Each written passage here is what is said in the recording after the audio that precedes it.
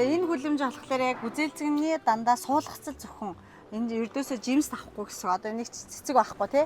Жимс байхгүй газ. За тэгэхээр гүзээлцэг чинь өөрөө олон настай тармил. Тэгээ онцлог нь цэцгийн дахианы хэлбэржилт явагдаад цэцэглэл ирэх юм бол сахал нь багасаад эхэлдэг.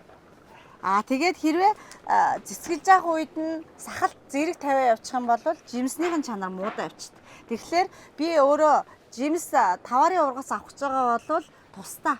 Үржүүлэг хийх гэж байгаа бутан нь бол тусдаа байна гэсэн. Хоёр тусдаа. Ахад энэ дээр хоёр ажиллагаа нь өөр.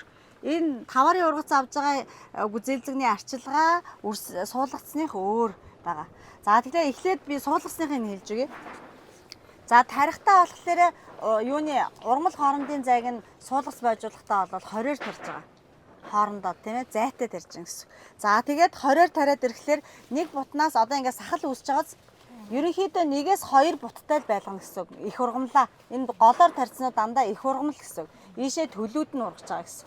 За тэгэнгүүт нэг бутнаас ерөнхийдөө 15 сахал гэсэн. Энэ юм тийм ээ. 15 сахал ингэж ургаж гарч ирэх хэвээр. 15 сахал гэдэг маань сахлын зангилаа болгон дээр ингээд төл ургамал ургана гэсэн. За ингээд дараагийнх нь энэ бол нэгдүгээр төл ургамал тий. Тэгээ ингээд 2 3 4 гэдэг ингээд нэг сахлан дээр гарч явна гэсэн ингээд зиллээд гарч явдаг.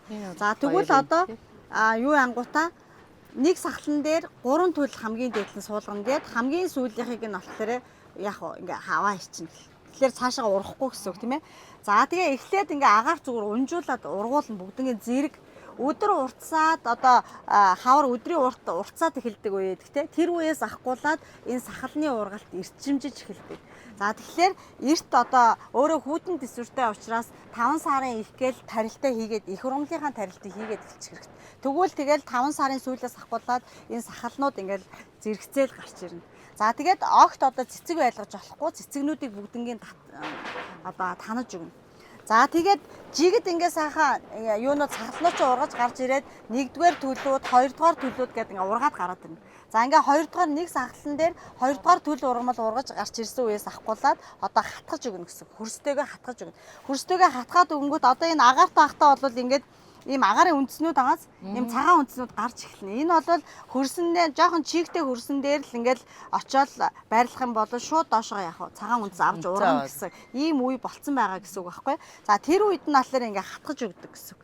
За тэгвэл энэ хатгаж өгөх ажиллагаа бол 7 сараас өмнө тийм ээ 7 сарын одоо ихээр гэхэд та эхнийхээ төлүүдийг 1 2 дугаар төлүүдийг хатгаад өгсөн байх юм бол нөгөө намар тийм ээ хүүтрээд ирэх үед зойронд хадгалахад бэлэн одоо нөгөө төл ургамал маань үндсээ сайхан аваад тэгээд энэ багалзуур гэж ярддаг гол нь энэ хэсэг бүдүүрэх хэвээр нөгөө богинсон иш байхгүй юу?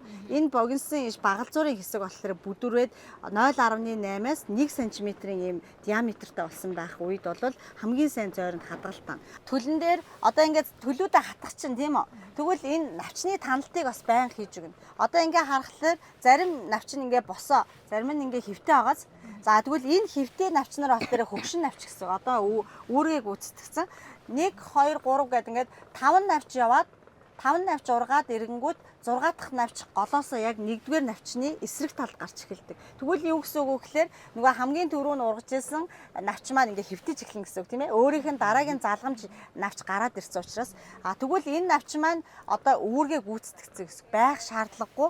Тэгэхээр суураар нь ингэж аавна. Энэ одоо навчны элтэс байна, бариул байна тий. Тэгээд энэ суур гэж байгаа. Энэ суураараа багалзуураасаа ингэж салгаж өгөх юм бол энэ салсан хэсгээс үндэс гардаг гэсэн. Дараагийн шинэ үндснүүд. Тэгвэл үндсэн дээр ч гэсэн навчин дээр нас байна тий. Тэгвэл үндсэн дээр ч гэсэн нас байдаг.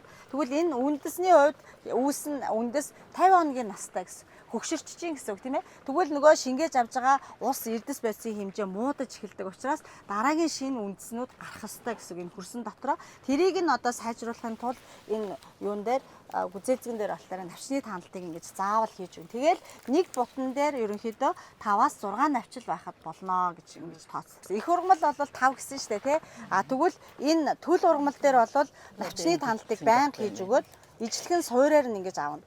Тэгээд 3 навчтай байлгаж өгнө гэх навчны таналт хийж өгөх тусам түрүүн хийсэн доошо одоо ургах үндэс сайжраад гол нь энэ багалзуур яг бүдүүрч өгдөг. За тэгээд нэг бутнаас болохоор 15 төл авнаа гэж хамгийн багадаа тий. Одоо үндэс авчин штэ. Тэгвэл одоо би эднэрийг бүгднгээ салгах цаг нь болсон гэсэн үг байхгүй юу? Тэгээд их ургамлаасаа салгангууд одоо эндээс авж байгаа шимт хижээлүүдээ эднэр өөрсдөө яг бие дагаад ингээ явах боломжтой. Өөр ингэсэн үндэстэй болсон учраас үндэс аваагүй үед нь хажлаа хийчих юм бол энэ төлөв чи хатаад хүчнэ.